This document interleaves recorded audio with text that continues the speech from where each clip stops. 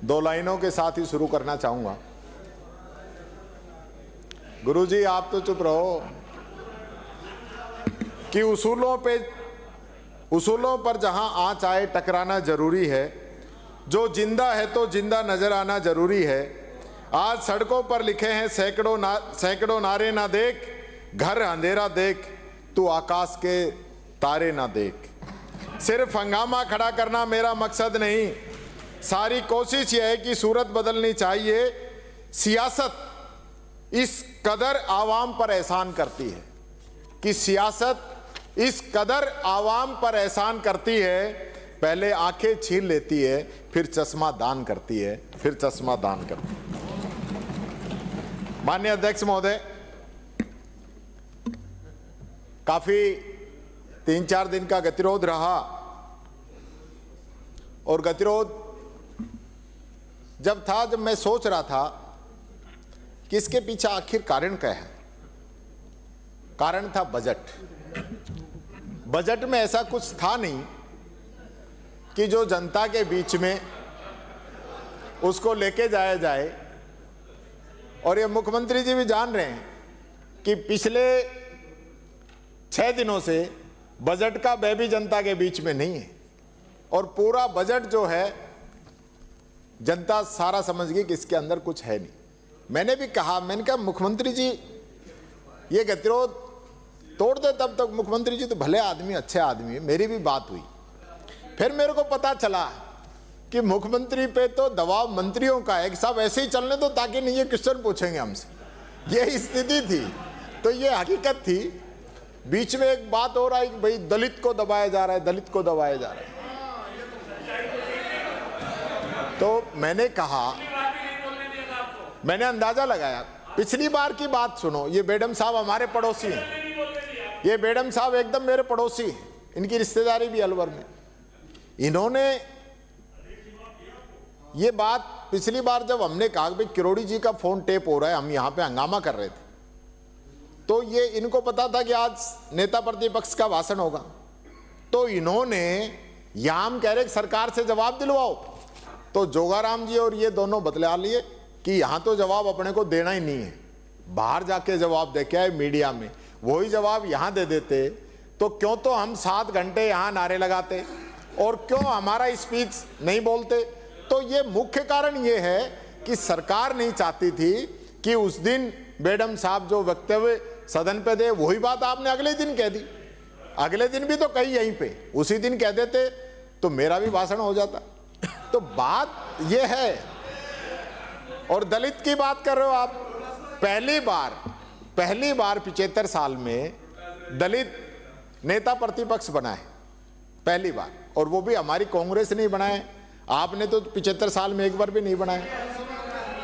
और सुनिए, हमारी सरकार ने तो दलित मुख्यमंत्री भी बनाए हैं, आप लोगों ने आज तक नहीं बनाया। और बीच में हटा दिया गया।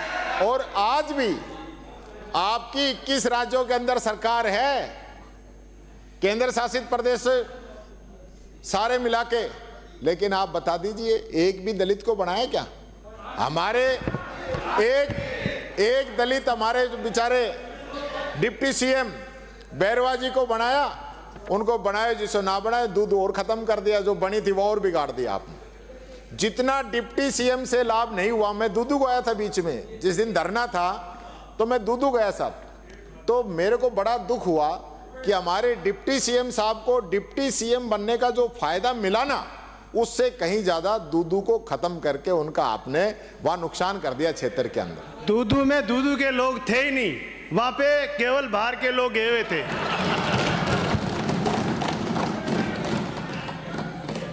हमारी पिछली सरकार थी ना, तो मुख्यमंत्री जी 4 दलित कैबिनेट मंत्री थे, 5 आदिवासी मंत्री थे। लेकिन आपने तो, मैं कह रहा हूं डॉक्टर साहब, आपकी भी कह रहा हूं, यादव एक भी नहीं बनाया आपने। ऐसे क्यों करते हो आप लोग? हमारे महाराज जी, अभी महाराज जी को, डॉक्टर साहब को तो सही कहिए ना। तो इसलिए मैं कह रहा हूं। और ये बेडम साहब मेरे से ये भी कह रहे थे कि यार ये भी कह देना आज ये बोलो तो कि एक गुजर कैबिनेट तो बना दे, मेरे को भी गृह राज्य बना रखो है, स्टेट ही बना रखो है, और स्टेट भी ऐसा जिसके पास स्वतंत्र प्रभार नहीं। ये ऐसा तो मत करो मुख्यमंत्री जी। भरतपुर को होके भरतपुर वालों का ध्यान नहीं रख रहे। मैं समझता हूं पड़ोसी को सबसे ज्यादा नुकसान है, या तो गुरुजी अलवर में नुकसान है या भरतपुर में नुकसान है। तो इस पे मैं समझता हूं आप जरूर ध्यान देंगे। अभी एक वाकया आया लोकसभा के अंदर, आपके गृह मंत्री ने कहा कि अंबेडकर अंबेडकर अंबेडकर एक फैशन बन गया, ये नहीं बनना चाहिए। तो मैं आपको तो वो बात अच्छी लगी होगी, लेकिन दलितों को, हमारा एक ही दलित है in union government. You don't even a Dalit ministry in your top ministries. Mister Arjun Ram Meghwal from Rajasthan is a Dalit, but he is not even a cabinet minister. This is your liking about Dalits. ये बताती है कि आप लोगों की भारत सरकार में कोई टॉप मिनिस्ट्री में दलित नहीं है। You have BJP ruling governments in 21 states and UTs, but you don't have a single Dalit chief minister about Dalits. ये बात आपको सोचनी पड़ेगी कि ये ऐसा सब क्यों हो रहा है। हमारा तो राष्ट्रीय अध्यक्ष भी दलित है। खड़गे जी हमारी पार्टी के चुने हुए प्रेसिडेंट हैं, तो आपके बीजेपी में भी मेरे को पता चला चुनाव चल रहे हैं। जोगाराम जी आप बात कर रहे हैं, देखो सर संसदीय मंत्री बात कर रहे हैं आपस में। तो बीजेपी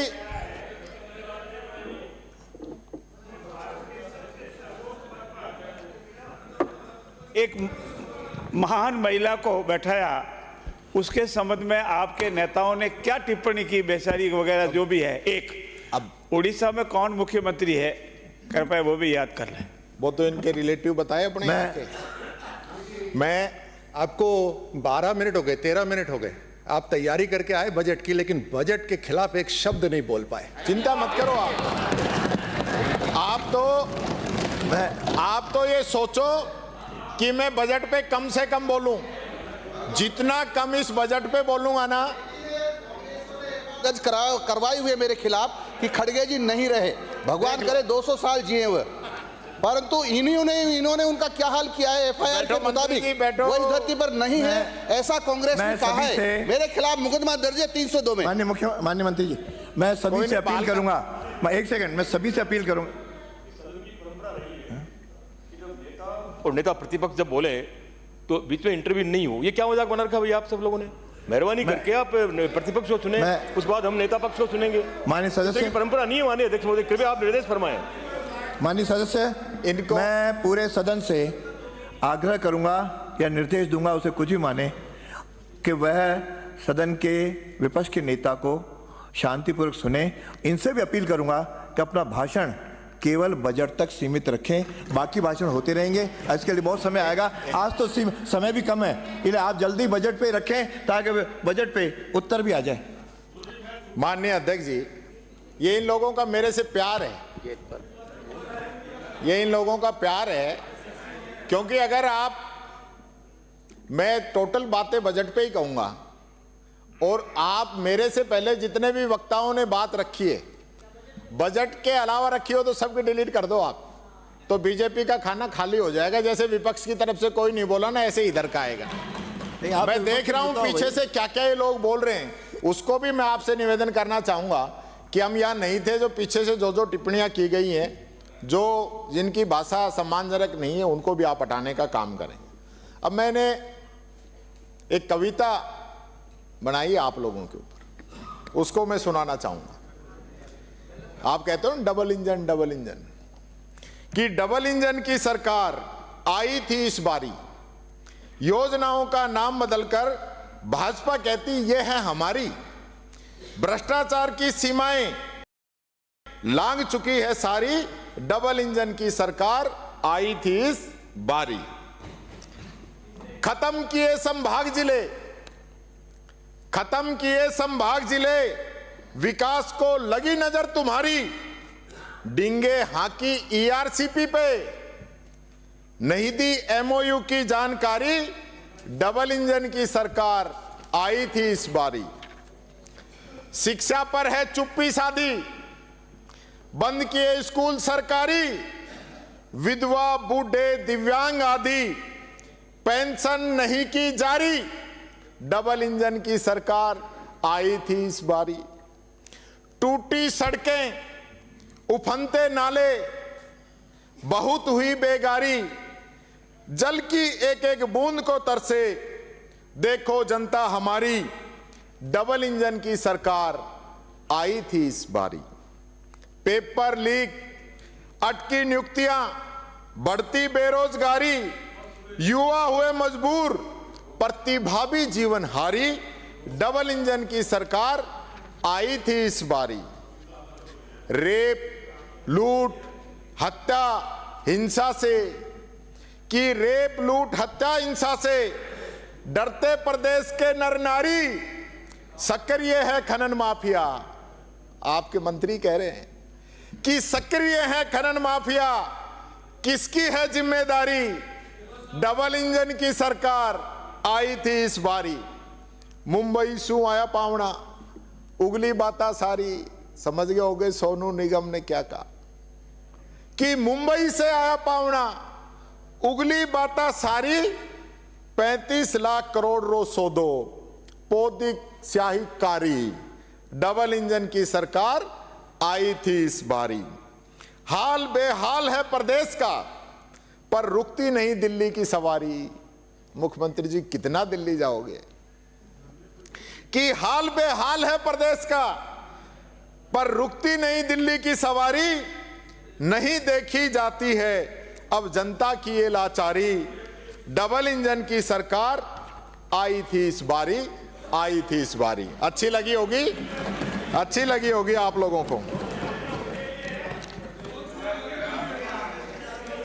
और उड़ीसा से जो मुख्यमंत्री हैं वो आदिवासी हैं, दलित नहीं है।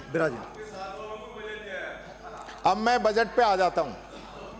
अब बजट में जो सीएम साहब के और डिप्टी सीएम साहब के जो आंकड़ों में अंतर है ना, वो भी मैं बता देता हूं आपको। कि आपने मुख्यमंत्री जी 27 जुलाई को सदन में घोषणा की कि हमारे घोषणा पत्र को सरकार एक एक शब्द को पूरा करेगी, और वही बात आपने अभी भाषण में भी कही। लेकिन जो वादों की जो सच्चाई है ना, वो जनता के सामने आनी चाहिए। आप जब बोल रहे थे जिस प्रकार से जो अभिभाषण था, तो 2 लाइनें मेरे याद आ गई कि वो झूठ बोल रहा था बड़े सलीके से, मैं एतबार न करता तो क्या करता। माननीय अध्यक्ष महोदय, कि वो झूठ बोल रहा था बड़े सलीके से, मैं एतबार नहीं करता तो क्या करता। कि अंदर और बाहर जो आंकड़े हैं उनमें काफी अंतर आया है। आपने 7 फरवरी को अभिभाषण में गिनाया कि पिछले बजट में हमने 1272 घोषणाएं की थी, मुख्यमंत्री जी ने कहा, और आपने 297 तो पूरी कर ली, और 488 की प्रशासनिक और वित्तीय स्वीकृति निकल गई, और काम प्रगति पे, यानी हम दोनों को जोड़ें तो 785 घोषणाएं, यानी 61%। तो आप कह रहे थे 61% 7 तारीख को, और 19 को जब डिप्टी सीएम साहिबा ने अपनी बात रखी तो उन्होंने कहा कि 73% घोषणाएं प्रगतिरत हैं। तो ये 12 दिन में ही 12% का अंतर कैसे आ गया, ये बता देना आप जब बोल रहे थे। अच्छा कोई बात नहीं, ज्यादा है ना। डिप्टी सीएम साहब ने पिछले भाषण में और सीएम साहब ने अपने भाषण में जो अंतर बताया कि आपने ये कहा कि 2028 तक प्रदेश को 350 बिलियन डॉलर की अर्थव्यवस्था बनाएंगे, ये सीएम साहब ने कहा 7 फरवरी को। और फिर 19 फरवरी को आपने बजट में कहा कि हम 2030 तक 350 बिलियन डॉलर की अर्थव्यवस्था बनाएंगे। तो फिर ये डबल इंजन की सरकार है, तो घंटा 2 घंटा लेट होए कि 2-2 साल लेट होए, 2-2 साल का अंतर आप चेक कर लेना। एक भी वर्ड, एक भी तथ्य, सबके स्रोत आपके बजट है, उनके आधार पे मैं बोल रहा हूं। और इसका कारण यही है कि अर्थव्यवस्था बिगड़ी है, इसलिए टारगेट बढ़ता जा रहा है। अगले बजट में और हो सकता है आप इसको 32 कर देंगे, 42 कर देंगे, तो समय बताएगा। पिछली बार जो आपने प्रेस कॉन्फ्रेंस की, मुख्यमंत्री जी आपने डिप्टी सीएम साहब को साथ ही नहीं बैठाया, बजट इन्होंने पास किया और आपने बजट पे प्रेस आपने की। अब की बार साथ तो बैठाया, पर अब की बार भी प्रेस को ब्रीफ आपने किया। तो वित्त मंत्री जी को भी थोड़ा मौका दो, जो बजट इन्होंने पढ़ा है तो थोड़ा सा बाहर बताएं तो सही। अब जो इसमें गैप आया है 2 साल का, जो 350 बिलियन की डॉलर की जो जीडीपी अपनी आगे गई है, उसका कारण मैं बताता हूं। क्योंकि आपने पिछले बजट में वादा किया था कि प्रदेश की जीडीपी 2025 तक 17,81,000 करोड़ हो जाएगी, परंतु अब आप बता रहे हो कि स्टेट जीडीपी 17,04,000 करोड़ तक ही पहुंचेगी, यानी 77,000 करोड़ रुपए आप अपने लक्ष्य से कम रहे। 4% आपकी स्टेट की जो जीडीपी है ना, वो कम रही। इसलिए ये जो 2028 से 2030 हुआ है, और अगले बजट में ये जीडीपी और घटी ना, तो ये 30 से 32 भी फिर 35 भी आपका हो जाएगा। सारे अधिकारी इस चीज को समझ रहे हैं। हमारी सरकार के समय में जब हम काम कर रहे थे, जो विकास की हम बात कर रहे थे, 22-23 के बजट में हमने अनुमान लगाया था कि स्टेट जीडीपी 13,34,000 करोड़ होगी, लेकिन हमारी जो नीतियां थी उसकी वजह से ये बढ़ी और 14,13,000 करोड़ रुपए तक पहुंची। और 23-24 के लिए जो हमने अनुमान रखा कि 15,76,000 करोड़ रुपए स्टेट जीडीपी का साइज होगा, तो बीच में आपकी सरकार आ गई, थोड़ा सा कम रह गया, 15,21,000 करोड़ रुपए। नहीं तो पूरा ही जाता हमारा जो टारगेट था, ये तो बीच में आप लोग आ गए। और इस साल आपकी सरकार रही है और 77,000 करोड़ रुपए आप लक्ष्य से पीछे रह गए। आप दावा कर रहे हैं कि अगली साल 19,89,000 करोड़ रुपए स्टेट जीडीपी का साइज होगा। तो देख लेंगे, वो कही भाई मेरा बाल कितना है, बोल जजमान अभी आया आगे, तो ये भी पता चल जाएगा कि जो आपका लक्ष्य पूरा होगा कि नहीं। आपने पिछले बजट में राजस्व घाटे का जो अनुमान लगाया था, वो 25,758 करोड़ रुपए लगाया था, और अभी आपने कहा है कि इस घाटे को जो पहुंचने का अनुमान है वो है 31,939 करोड़ रुपए। यानी राजस्व घाटा भी आपने जो अनुमान लगाया था ना मुख्यमंत्री जी, उससे 24% अधिक हो रहा है आपको, राजस्थान को। और आपका राजस्व घाटा स्टेट जीडीपी के 3.9 से बढ़कर 4.1% हो गया है। इसका खामियाजा तो राजस्थान की जनता को ही चुकाना पड़ेगा। इसी प्रकार से राजकोषीय घाटा लगातार बढ़ता जा रहा है, जो अब की बार 70,000 करोड़ रुपए हो गया है, और आपने इस बजट में इसको बढ़ा के 84,643 करोड़ रुपए अंदाजा इसका बताया है। और यह भी जो आपका राजकोषीय घाटा है, यह भी स्टेट जीडीपी के 1.4 से बढ़कर 1.9% हो गया है। अब आय व्यय की बात करते हैं। 2024-25 में कहा कि लोन पेमेंट के अलावा नेट एक्सपेंडिचर 3,34,796 करोड़ रुपए होगा, परंतु आपका नेट एक्सपेंडिचर पूरा नहीं हुआ और करीब 1,000 करोड़ रुपए कम खर्च करके 3,33,259 करोड़ रुपए का आपका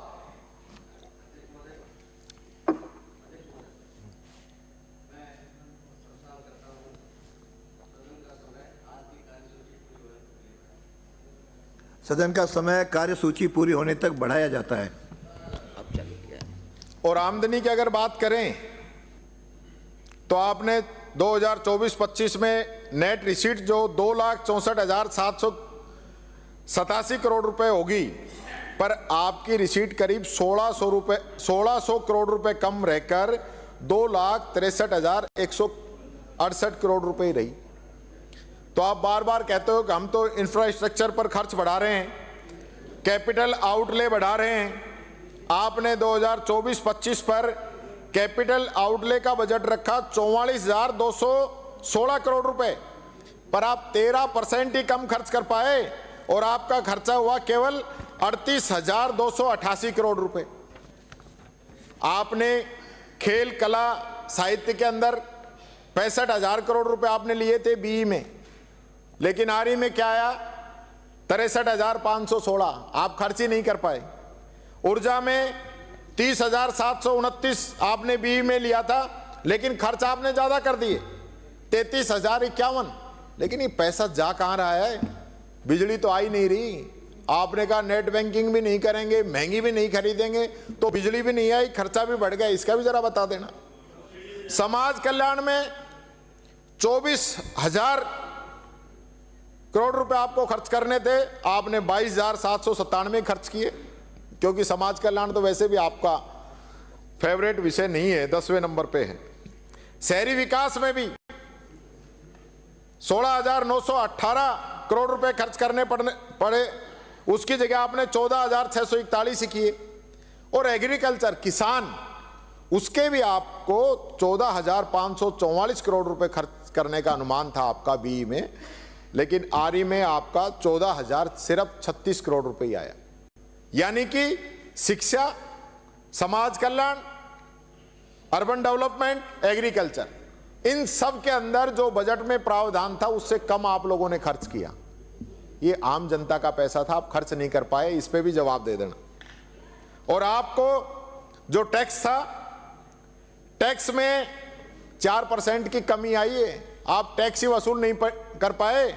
चाहे वो सेंटर के जो कर हैं उसके अंदर हमारा हिस्सा हो, चाहे स्टेट जीएसटी हो, सेल टैक्स हो, वेट हो, एक्साइज हो या अन्य कोई टैक्स हो, आप सब में पीछे रह गए। क्यों नहीं कर पाए? यानी आप ना पूरा टैक्स वसूल पा रहे हो, न पूरा खर्चा कर पा रहे हो। दोनों ही चीजों में आप फेलियर हैं, दोनों ही चीजें पूरी नहीं कर पाए जो आपने बजट में अनुमान लगाया। इसके बाद आपने ईआरसीपी के लिए कहा कि हम ईआरसीपी लेके आएंगे। ईआरसीपी को आपने पीकेसी किया, फिर आपने श्री राम जल सेतु किया, नाम बदलते रहे। आज एक बात पूछना चाहूंगा, एमओयू हमने मांगा, आपने नहीं दिया, यही मांगा था आपने, यहीं पे मना किया। हमारे माननीय सदस्य कोटा से आते हैं धारीवाल जी, उन्होंने क्वेश्चन लगाया तो जवाब आया कि इसके पेज बहुत ज्यादा हैं, इसलिए हम नहीं दे पाएंगे। किसी अन्य आम पब्लिक ने आरटीआई लगाई तो उसके अंदर कहा कि ये जो है देश की सुरक्षा से जुड़ा हुआ मामला है, इसलिए इसकी जानकारी नहीं दे पाएंगे। अब पता चला कि आपने पोर्टल पे डाल दिया। यानी कि आप विधानसभा में नहीं दे सकते, राष्ट्रीय सुरक्षा को खतरा बता रहे हो और पोर्टल पे आपका एमओयू डला है।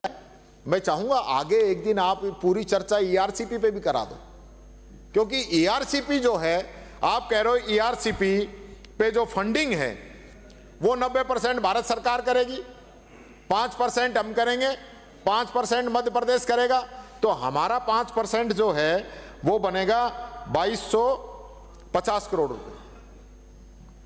45,000 की आपकी योजना है, तो जब 2250 करोड़ रुपए है, 12-13 हजार करोड़ रुपए हमने खर्च कर दिए।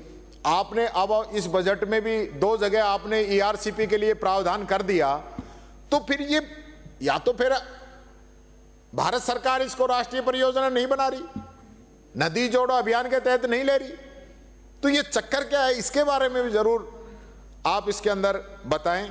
दूसरा, आपने बजट में ये कह दिया कि हम एसेट मोनेटाइजेशन करेंगे, यानी इसका मतलब क्या है? सरकार अपनी संपत्ति बेचेगी। माननीय मुख्यमंत्री जी, आपके होते हुए राज्य सरकार की संपत्तियों को बेच के पैसा इकट्ठा किया जाएगा। यह हालत हो गई आपकी वित्तीय व्यवस्थाओं की, यह स्थिति होगी, आप खुद कह रहे हैं। और फिर गरीबों के लिए आप बहुत बात करते हैं। आपने घोषणा पत्र में कहा कि हम 1500 रुपए पेंशन देंगे। हमने राजस्थान के अंदर मिनिमम इनकम गारंटी एक्ट बनाया कि पेंशन हर महीने, हर साल 15% बढ़ेगी। पिछली बार 1150 होगी, अब की बार 1300 होनी चाहिए थी।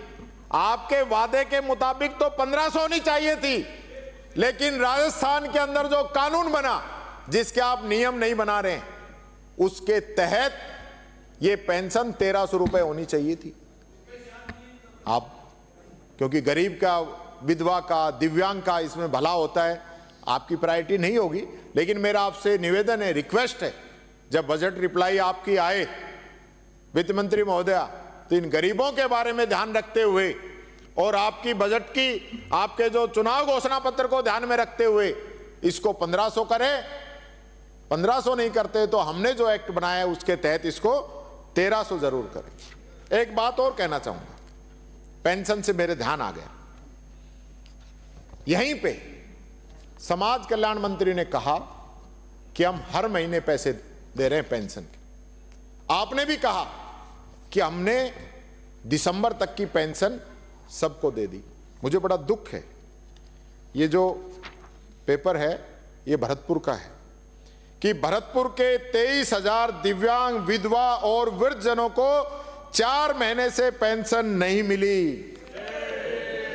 भरतपुर के और पूरे राजस्थान के लाखों लोग ऐसे हैं जो पेंशन मांगने के लिए चक्कर काट रहे हैं ऑफिसों के, और आपके मंत्री के सामने झुंझुनू में एक बुजुर्ग पेंशन मांगने चला गया, उसको 2 दिन जेल की हवा खानी पड़ी। ये स्थिति पेंशन की है। पेंशन की मांग पर कलेक्ट्रेट में चूड़ियां पायल रख के रोई महिला। भरतपुर का समाचार है मुख्यमंत्री जी, जब आप बोलते हैं कि मैं किसान का बेटा हूं, तो मुझे खुशी होती है कि आज उस सीट पे किसान का बेटा बैठा है, तो गरीब के लिए, दलित के लिए, मजदूर के लिए ऐसे निर्णय किए जाएंगे कि उसको दिक्कत नहीं आए। हमने निर्णय किए समाज कल्याण विभाग में, जब पेंशन के लिए व्यक्ति को सरपंच, सेक्रेटरी, ग्राम विकास अधिकारी, पटवारी, एसडीएम, पता नहीं कहां का चक्कर लगाने पड़ते थे, हमने उसको जनाधार से जोड़ा और ये सारे जितने भी रास्ते की दीवारें थी सबको खत्म किया। और जिस दिन पेंशन उसने अप्लाई कर दी, उसी दिन से उसको पेंशन बनती थी। ऑफलाइन सिस्टम छोड़ा ही नहीं, ताकि गरीबों को भला हो सके। तो मेरा आपसे विनम्र आग्रह है, वित्त मंत्री महोदया से भी आग्रह है कि ये पेंशन का मामला बहुत इंपॉर्टेंट है। इस पेंशन ने बुजुर्गों को जो 2 वक्त की रोटी है वो बहुत मान सम्मान से दिलाई है। कई घरों में तो झगड़े हो गए कि बूढ़ा बूढ़ी किसके साथ रहेंगे, पहले जो साथ नहीं रखते थे, क्योंकि दोनों को मिला के अगर ज्यादा बुजुर्ग हैं तो उनको 1500 रुपए, 3000 रुपए घर में आते हैं, उन बुजुर्गों का गुजारा हो जाता है। ये निवेदन मैं आप लोगों से करना चाहूं। एक मैंने पिछली बार आपसे कहा था कि मुख्यमंत्री जी बुरा मत मानना, और मेरे को लगता है आप बुरा मान गए। आपको बुरा नहीं मानना चाहिए था। पिछली बार भी आप सरपंचों के प्रोग्राम में गए थे, और अब की बार भी आप 1 महीने पहले सरपंचों के प्रोग्राम में फिर चले गए, और पता नहीं सरपंचों के प्रोग्राम में जाके आपको क्या हो जाता है। आप भूल जाते हैं सब कुछ कि आप मुख्यमंत्री हैं एक सरपंच। पूरी जो बीच की दीवार है वो खत्म कर देते हैं। और आपने सबसे पहली बात तो सरपंच ये कह रहे थे, यार हमारे सरपंचों में से कोई व्यक्ति मुख्यमंत्री बना है, हमें इस चीज की तो बड़ी खुशी है, पर यार ये हमारे सरपंचों के चुनाव ही नहीं करा रहा। हमारे चुनाव तो समय पे करा दे। और यही नहीं, आपने वहां पे एक बात और कही। अब आपका कहना होता है, मेरा टीवी देखना होता है, मैं देख ही नहीं पाता, इतना बिजी रहता हूं। आपने कहा कि पैसा उड़ रहा है, पैसा उड़ रहा है, सरपंचों के अंदर ताकत होनी चाहिए, अपने क्षेत्र के अंदर वो अधिक से अधिक काम कराएं। मैं बताता हूं पैसा कितना उड़ रहा है। आपने 15वें वित्त आयोग का मिलना था 3775 करोड़, और मिला है 3087 करोड़। और जो उड़ रहा है वो 3500 करोड़ तो नरेगा के बाकी हैं, जिसमें आप कह रहे थे कि नरेगा में आपने काम कराए थे। 3500 करोड़ स्टेट के अंदर बाकी है नरेगा के, और संख्या भी नरेगा के अंदर 50% रह गई लोगों के काम करने की। तो मुख्यमंत्री जी ऐसा तो मत करो, सरपंचों का भला करो। किस्तें 6-6 महीने लेट जा रही हैं, एक बात भी रिकॉर्ड के बिना नहीं बोल रहा हूं मैं, इंतजार कर रहे हैं। और ये सारे एमएलए साहिबान बैठे, ये एमएलए तो शायद नहीं कहेंगे, लेकिन मैं कहना चाहूंगा पहली बार एमएलए लेड का बजट भी 6-6 महीने के अंदर आ रहा है, जो कि सबसे पहले आ जाता था। एएसएफएस जारी हो गई, उसके बावजूद एमएलए लेड का बजट देने के पैसे नहीं है, और आप कह रहे हो पैसे उड़ रहे हैं, पैसे उड़ रहे हैं, पैसे उड़ रहे हैं। वो कहां उड़ रहे हैं? और ये अब ये जो पीछे से बोलते हैं ना कि आपकी सरकार, आपकी सरकार, वो पहले 2 बजट तक तो ठीक था, अब 1.25 साल से ज्यादा हो गई, अब तो आपकी सरकार होगी। अब कब तक ये तीसरा हिसाब का 33% तो पूरा हो गया, थोड़े दिन में 2 हिस्से पूरे और राज आया। और आप पिछली बार गुस्सा हो गए, आप यहां पे भाषण देते देते आपने कहा मैं सूद समेत चुकाऊंगा, सूद समेत चुकाऊंगा, किसी का रखूंगा नहीं। तो ये तो ऐसा लग रहा है मुख्यमंत्री जी, ये सूद इतना हो जाएगा राजस्थान पे, 1 लाख तो हर आदमी पर अभी पहुंच गया, और अब 4 साल में तो इसको ऐसे पूछा जाओगे, हमारा राज आएगा तो चुकाना ही बड़ा मुश्किल होगा, हमें नई प्लानिंग करनी पड़ेगी।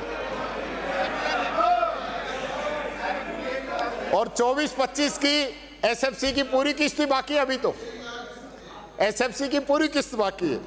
ये बात मैं कहना चाहूंगा। युवा संबल योजना, आप भत्ते नहीं दे रहे उनके बेरोजगारों के, 867 करोड़ रुपए उनका खर्च करना था, आपने 448 करोड़ रुपए खर्च किए। सिंचाई का बजट 5804 करोड़ रुपए का था, और आपने 2816 करोड़ रुपए खर्च किए। राजीव गांधी स्कॉलरशिप, जिसके लिए हमारे बच्चे विदेश के अंदर जो एजुकेशन ग्रहण कर रहे हैं, उनको भीख मांगनी पड़ी। आपके बजट के अंदर 225 करोड़ थे, लेकिन आपने मात्र 81 करोड़ रुपए खर्च किए हैं। वो पैसे उनको मिल जाते तो हमारे भारत देश के लोगों को, हमारे राजस्थान के लोगों को विदेश के अंदर भीख नहीं मांगनी पड़ती, हमारे उन युवा साथियों को। आपको नाम से तकलीफ थी, आपने नाम बदल दिया, कोई दिक्कत नहीं है, लेकिन नाम बदलने के बाद में बजट तो जारी करो। ये बजट कौन देगा उनको? उन्होंने एडमिशन ले लिए, एडमिशन लेट हो रहे हैं, बच्चों की स्थिति खराब हो रही है। ये बात मैं आप लोगों से कहना चाहूंगा। फिर दूसरा, आपकी मेरे से तो नाराजगी हो सकती है, वैसे आप भले आदमी रखते नहीं, पर आपने जो मेरा जो स्टाफ है दिव्यांगजन, इनकी स्कूटी नहीं दी अब की बार, दिव्यांगजनों की स्कूटी नहीं दी। वो दिव्यांगजन जो स्कूटी मिलने के बाद में ये कहता है कि मुख्यमंत्री जी ने मुझे स्कूटी नहीं, भगवान ने तो मुझे पैर नहीं दिए, आप लोगों ने पैर दे दिए। आपने उनकी स्कूटी इस बजट के अंदर, क्या इतना पैसा नहीं कि अब उनको स्कूटी दे सको? हमने 2 बार 5-5 हजार और उससे पहले 3000 स्कूटी हमने दी, तीनों बजट के अंदर लगातार। और आपने पिछले बजट में 5000 से शायद 3000 कर दिया उनको, और अब की बार 0 कर दिया। स्कूटी तो देनी चाहिए। ये मेरा एक रिक्वेस्ट है मेरे सभी दिव्यांग साथियों की तरफ से, स्पेशल अपील भी आप लोगों से कि दिव्यांग जनों की स्कूटी आप मत काटो, उनको स्कूटी दीजिए। अभी तो 45 साल की उम्र तक के लोगों को भी नहीं दे पाए हम, अभी जरूरत है उससे आगे बढ़ने की।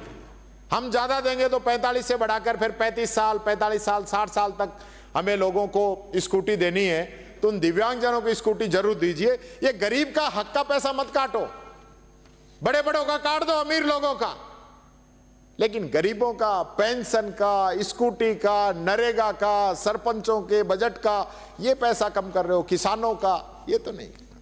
इसकी तो मेरे आपसे निवेदन है। 8वें वेतन आयोग के लिए जो हमारे कर्मचारी है ना, वो बाट देख रहे हैं कि आपने अभी तक कमेटी नहीं बनाई। दिल्ली में तो कमेटी बना दी आपने, क्योंकि दिल्ली में चुनाव थे। अध्यक्ष महोदय, दिल्ली में कमेटी बन गई, राजस्थान के कर्मचारी वार्ड देख रहे हैं। अभी तो सिर्फ कमेटी बनानी है, पैसा तो जब आप दोगे जब दे देना, कमेटी तो आप बना दीजिए। कम से कम कर्मचारियों का इतना तो आप ध्यान रखें, ये निवेदन मैं करना चाहूंगा। और 2 लाइनें कह देता हूं कि विरासत में मिली है वफादारी, तभी तो फितरत में मक्कारी नहीं है। खुदा ने रोशन रखा है चेहरा हमारा, क्योंकि हमें जलने की बीमारी नहीं है, हमें जलने की बीमारी नहीं है। आपने, मुख्यमंत्री जी, आपने कहा कि राजस्थान के अंदर इकोनॉमिक रिवाइवल टास्क फोर्स बनाएंगे। आपने टास्क फोर्स बना दी, लेकिन अक्टूबर 24 में ही बना दी थी।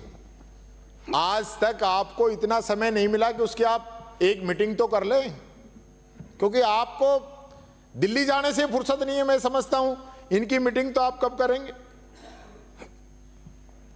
आपने वित्त मंत्री जी ने कहा था कि पिछले सरकार में जो कमियां रह गई थी वो हम सही करेंगे, तो मेरे को तो लगता नहीं कि आपने हमारे प्रबंधन की तो इतनी यहां पे कमियां गिनाई और आपका वित्तीय प्रबंधन तो एकदम फेल हो गया। ऐसा लग रहा है जैसे कर्ज लेकर घी पी रहे हो आप लोग। कर्ज लेकर घी पीने वाली बात जो है, मुझे खुशी होगी और मैं चाहूंगा कि मेरे जो जो क्वेश्चन है उन्हीं पे जवाब दिया जाए तो मुझे बड़ी खुशी होगी, क्योंकि आप जैसे और हमारी वित्त मंत्री हैं तो निश्चित तौर पर आप इस चीज का फायदा हमें मिलेगा। अब आप आ जाइए कर्जे के अंदर। 19-20 के अंदर हमने कर्जा लिया जब हमारी सरकार आई 41,328 करोड़ रुपए। 20-21 में जब कोरोना था, कोरोना के समय सारी जो छूट दे दी गई, वित्तीय प्रबंधन सब फेल हो गए, उस समय हमने कर्जा लिया 57,798 करोड़ रुपए। उसके बाद अगले साल हमने उसको घटाना शुरू किया।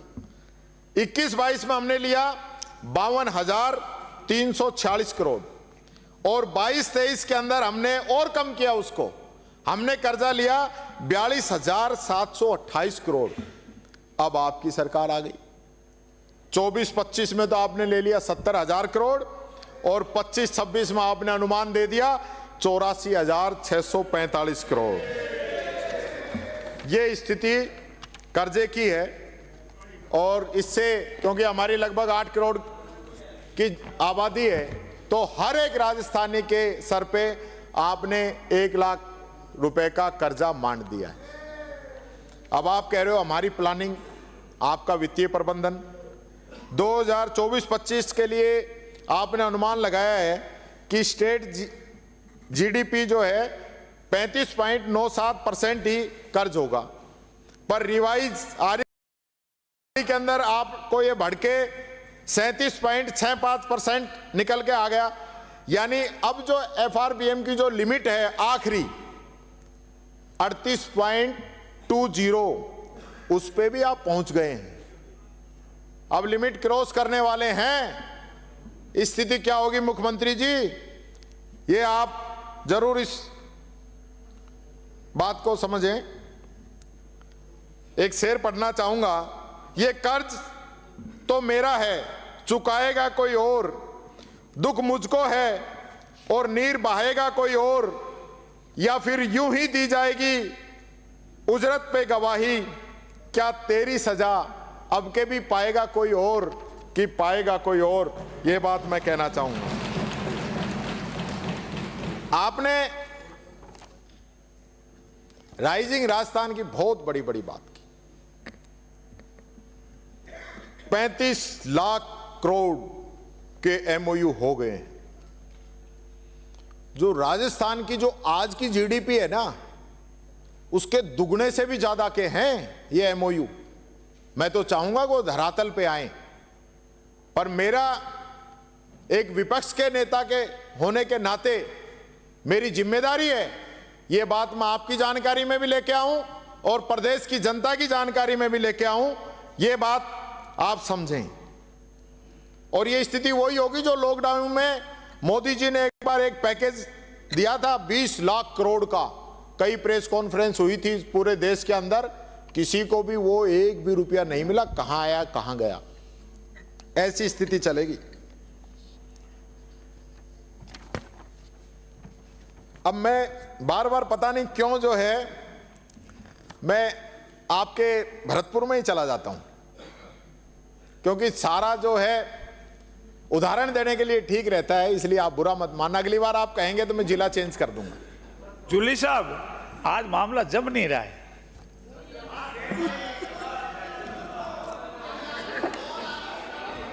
क्योंकि राइजिंग राजस्थान के अंदर वैसे तो ऐसे ऐसे एमओयू हुए हैं कि एक पक्ष का तो एमओयू है, दूसरे के साइन ही नहीं है। ऐसे ऐसे एमओयू हुए हैं जिनकी कैपेसिटी 100 करोड़ की है, एमओयू 1 लाख करोड़ के कर रहे हैं। इनकी भी जरा छटनी करवा लेना।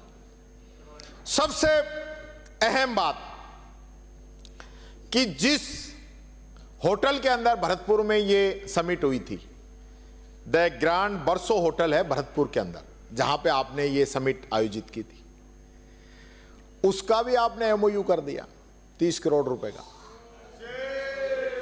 यानी होटल तो बन गया, आप मीटिंग कर रहे हो और उसी का एमओयू कर दिया 30 करोड़ रुपए का। जिंदल हॉस्पिटल भरतपुर, उसका 80 करोड़ रुपए का एमओयू कर दिया, वो भी 6 महीने से काम चल रहा है गुरुजी। सैनी होटल और रिसोर्ट भरतपुर 20 करोड़ का एमओयू किया गया है, होटल का काम 50% पूरा हो चुका है। भरतपुर में जो सबसे बड़ा इन्वेस्टमेंट हुआ है 300 करोड़ रुपए का, जसवंत सिंह भदौरिया यूनिवर्सिटी का। इस यूनिवर्सिटी की बिल्डिंग ही पूरी बन चुकी है, कंप्लीट बिल्डिंग बन चुकी है, फाइनल काम चल रहा है, एमओयू दिखा दिया। ऐसा तो कम से कम नहीं होना चाहिए। आपने फिल्म सिटी की घोषणा की, केसी बोकड़िया को जमीन भी आपने दिखा दी, राइजिंग राजस्थान में उसका काफी बखान भी आपने किया।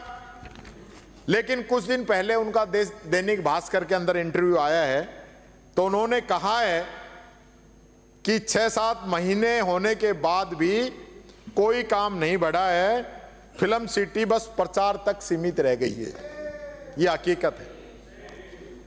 20 जनवरी को मीडिया वालों ने हमारे संसदीय मंत्री जी से पूछा कि कितने एमओयू जमीन पे आ गए, तो उन्होंने बोला 25 लाख करोड़ के एमओयू जमीन पे आ गए हैं।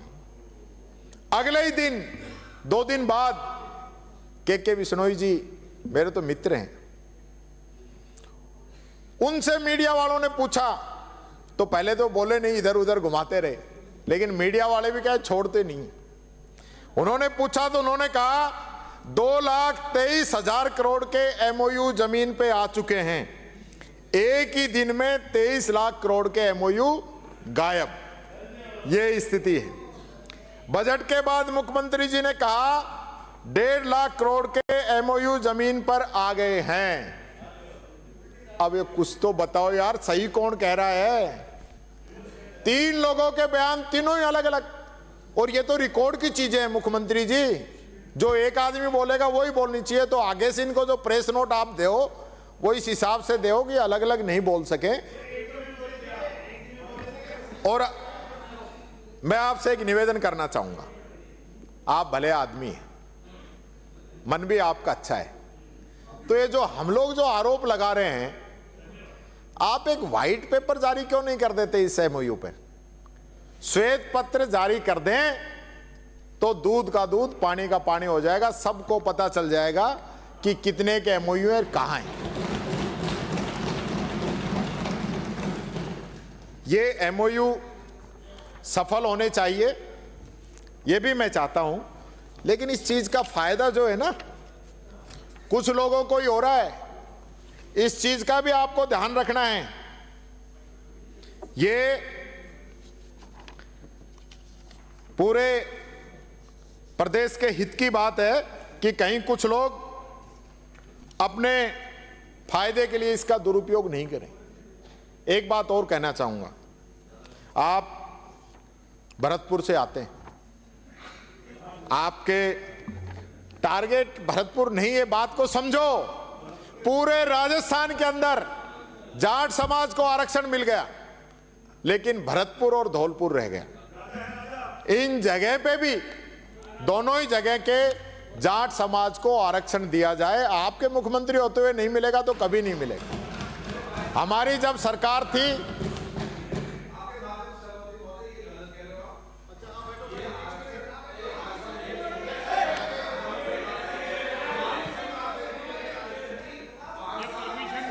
माननीय विराजो, हमारी सरकार ने इसको लागू भी कर दिया था, लेकिन भारत सरकार ने इसको रोक दिया। अपने यहां की बात नहीं है जगत जी, तो वही तो कह रहा हूं। अब भारत सरकार से तो आप ही बात करोगे, ये डबल इंजन कब काम आएगा? कोई बातें करने के लिए है क्या?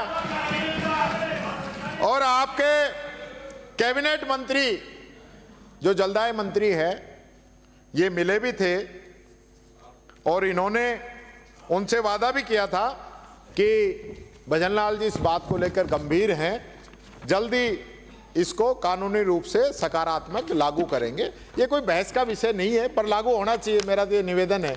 हमारे माननीय जो सदस्य जगत सिंह जी कह रहे थे, ये बात मैं कहना चाहूंगा। एक बात, जो छात्र संघ चुनावों का मुद्दा है, यहां पे आप आसन पे विराज रहे हैं, आप आसन पे विराज रहे हैं, आप स्वयं छात्र संघ चुनाव से निकल के आए। अशोक गहलोत जी, हरीश चौधरी जी, मनीष यादव जी, मुकेश भाकर जी, विकास चौधरी जी, रामनिवास गावड़िया जी, कालीचरण सराफ जी, सिरचरण कृपलानी जी, राजेंद्र राठौड़ जी, रघु शर्मा जी, महेश जोशी जी, प्रताप सिंह जी, राजकुमार शर्मा जी, हनुमान बेनीवाल जी, महेंद्र चौधरी जी, अशोक लाहौटी जी, अरुण चतुर्वेदी जी, ये सारे लोग जो है, बाबू सिंह राठौड़ जी, और भी काफी लोग हैं जो छात्र संघ चुनाव से निकल के आए हैं। तो आप उन बच्चों पे लाठियां बरसाना, उन पे मुकदमे लगाना, वो आप बंद कीजिए, ताकि और उन बच्चों को छात्र संघ चुनाव कराकर राजनीति जीवन के अंदर उनको आने का भी मौका दीजिए। ये बात मैं कहना चाहता हूं। दूसरा, अब जल जीवन मिशन पे आते हैं अपन। जल जीवन मिशन भारत सरकार ने शुरू किया। मुख्यमंत्री जी, मुख्यमंत्री जी, नो पंडित जी, अपन अलवर में लड़ लांगा नहीं, यहाँ की जरूरत है यार।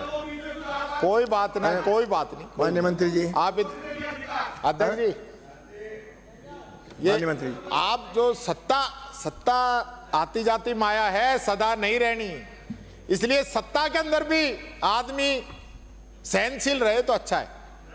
अब ये यहाँ बोलने की अनुमति नहीं है बीच में। माननीय मंत्री कोई जी, बात बैठे नहीं। जल जीवन मिशन जब भारत सरकार ने शुरू किया कि 2022 तक सब जगह घर घर नल लगेगा। इससे पहले भारत सरकार की जो योजनाएं थी वो 90-10 के रेशो के अंदर थी। 90% पैसा भारत सरकार से आता था और 10% पैसा राजस्थान सरकार देती थी।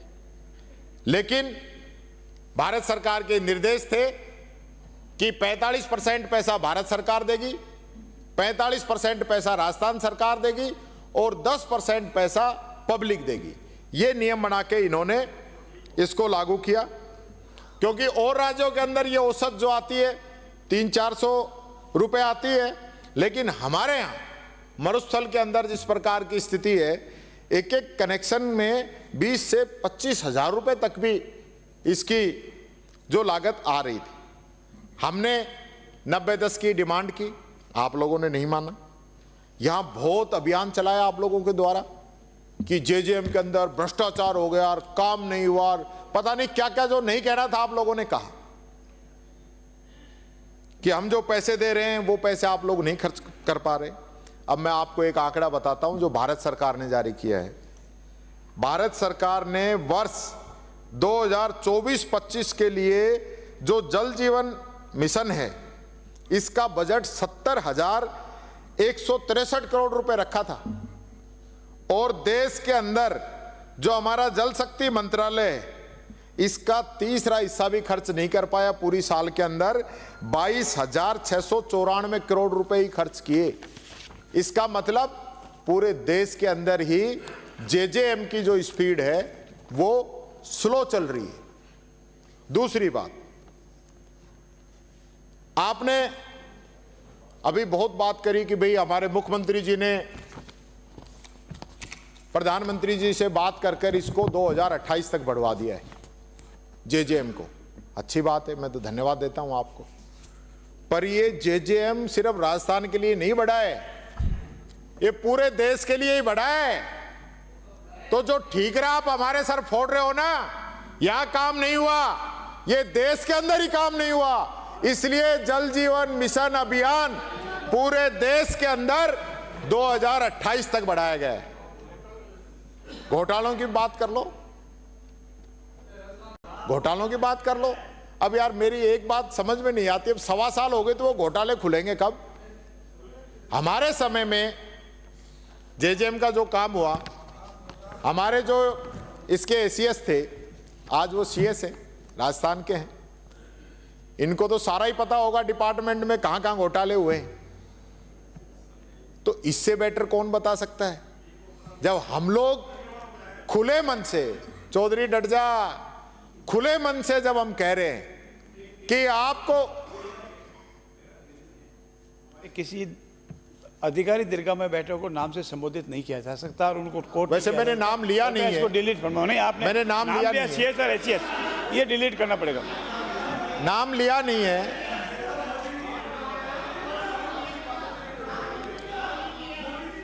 तो आप ये घोटाले की अगर जांच कराना चाहें, भाई किनके? किसी भी राष्ट्रीय नेता का नाम न लें। इनको जैसे अभी आपको आपने किसी नाम पे आपत्ति थी, इनको भी है किसी राष्ट्रीय नेता का नाम न लें। वो यही तो पॉइंट आउट कर रहे हैं। अब जब हमारे समय में अगर घोटाले हुए हैं तो जांच कराने में आप सक्षम हैं। अब किस चीज का इंतजार कर रहे हैं? पंडित जी डट जा। दूसरा, मुख्यमंत्री जी ये चीज गलत है। देखो मैंने पहले भी कहा था, इस प्रकार से जब और सदस्य भी हंसी मजाक जितनी मैं सहन कर सकता हूं कोई सहन नहीं कर सकता है। इसलिए बड़ा मन रखो, आप मंत्री हो, मेरे अलवर के हो, इसलिए मैं ज्यादा आपका विशेष प्रेम रखता हूं आपसे इस चीज की। हाँ, लेकिन आपने सरकार आते ही आपने कहा हम 25 लाख घरों में कनेक्शन देंगे, तो दे देते तो किसने रोकना? हमने रोका क्या? 25 लाख कनेक्शन देने का आपने बजट में वादा किया और अभी भाषण में आप लोगों ने राज्यपाल महोदय से पढ़वाया कि 14 महीने में 11 लाख घरों में ही आप पानी पहुंचा पाए। और यही नहीं, भारत सरकार की वेबसाइट तो कह रही है कि आपने 8.5 लाख घरों में ही पानी पहुंचाया है। तो बजट में 25 लाख, अभी भाषण में 11 लाख और भारत सरकार की वेबसाइट कह रही है 8.5 लाख। तो पानी भी नहीं पहुंचा सकते आप लोग। क्या बात, ऐसा टोटल करने वालों की जरूरत है इस सरकार में। इसलिए जो 25 लाख का वादा था वो काम ढिला चल रहा है। तो इसमें आप कोई घोटाला हुआ तो जांच कराने की कोई बात रखते हैं? ये मैं आप लोगों से कहना चाहूंगा। इस 1 साल के अंदर जेजेएम के काम की स्पीड वो बहुत स्लो रही है। अध्यक्ष जी अभी तो 2 मिनट बच रही है मेरी, मेरे उधर नजर ही ना गई, आप पहले ही मेरे को इशारों कर रहा हो। इतना मैं एक आधी और बोल जाऊंगा मैं। नहीं, अब थोड़ा वाइंड अप करिए। मैं कुछ जो बजट की घोषणा है आपकी, एक तो मैं ये आपके डिपार्टमेंट की कहना चाहूंगा।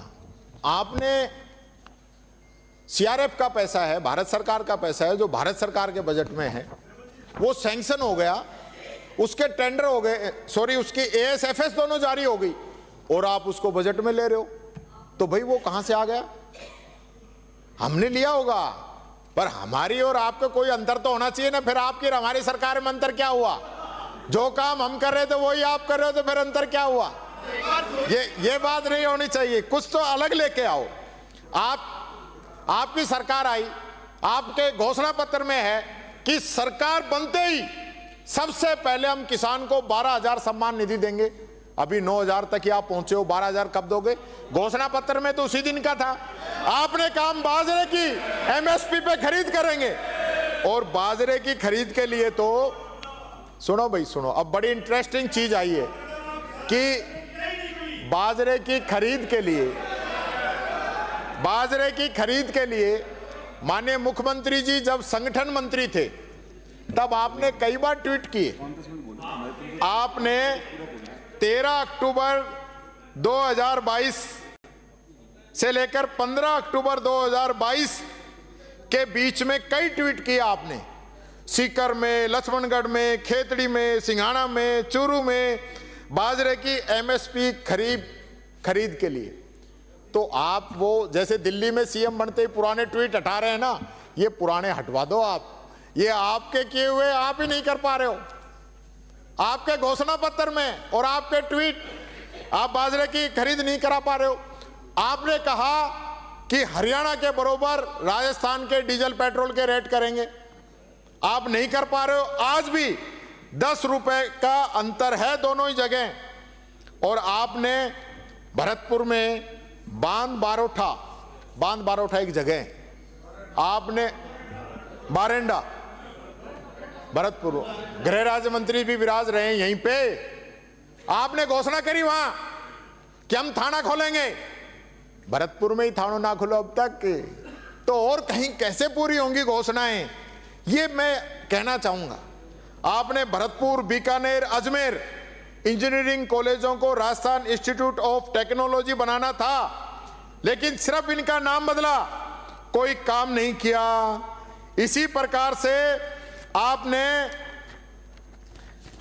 गेहूं को 2700 रुपए में खरीद की कही, आज तक 2700 में नहीं खरीदा। बीकानेर संभाग में नहर का पानी बंद होने से किसान धरने पे हैं।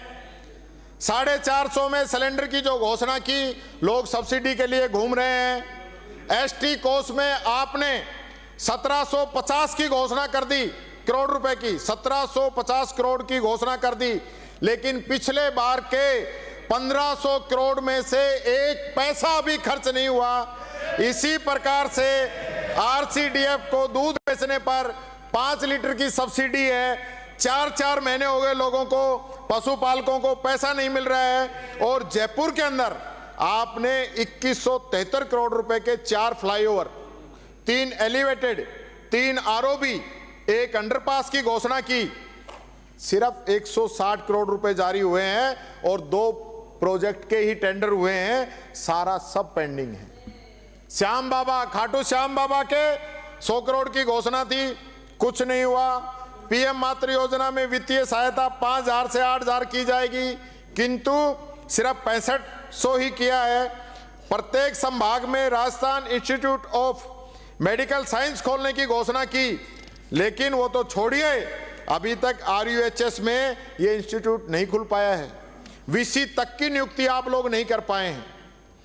आपने महाराणा प्रताप स्पोर्ट्स यूनिवर्सिटी खोलने की घोषणा की, कोई पता नहीं।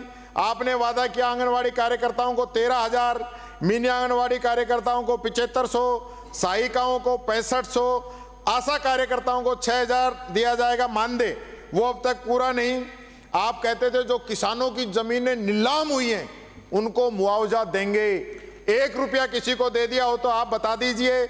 आपने कहा था कि पिछली सरकार का जो भ्रष्टाचार हुआ है उस पर श्वेत पत्र लेके आएंगे, वो आपने अभी तक जारी नहीं किया, उसको जारी कीजिए। ये मैं आप लोगों से अपील करना चाहूंगा। और हमारे यहाँ पे लास्ट में 1 मिनट में अपनी बात खत्म करना चाहूंगा, मेरा समय थोड़ा ऊपर हो गया। आपने मिनिमम गारंटी एक्ट इनकम का राजस्थान के अंदर बना है, वो लागू नहीं किया। गिग वर्कर कानून, जिसके लिए न्यूयॉर्क टाइम्स के अंदर भी राजस्थान की बढ़ाई हुई है, उसके नियम लागू नहीं किए। भारत सरकार ने भी उसके लिए कहा है, आपने भी बजट के अंदर 250 करोड़ रुपए किए हैं, लेकिन वो कानून अभी लागू नहीं हुआ। राइट टू हेल्थ जो कानून हमने बनाया वो लागू नहीं हुआ। और किसान ऋण सहायता राहत आयोग हमने बनाया, उसको भी आगे बढ़ाने का काम कीजिए। यही बात मैं कहता हुआ अपनी वाणी को विराम देता हूं और अंत में मैं धन्यवाद देता हूं माननीय अध्यक्ष महोदय आपको, जो आप लोगों ने मुझे बोलने का मौका दिया। ये बजट एक प्रकार से नीरस, पूरे प्रदेश को भ्रमित करने वाला, आंकड़ों का मायाजाल, धरातल पे कुछ नहीं है और हर राजस्थानी को 1-1 लाख के कर्जे में डुबोने वाला बजट है। इस बजट की मैं निंदा करता हूं। जय हिंद, जय भारत। माननीय वित्त मंत्री जी।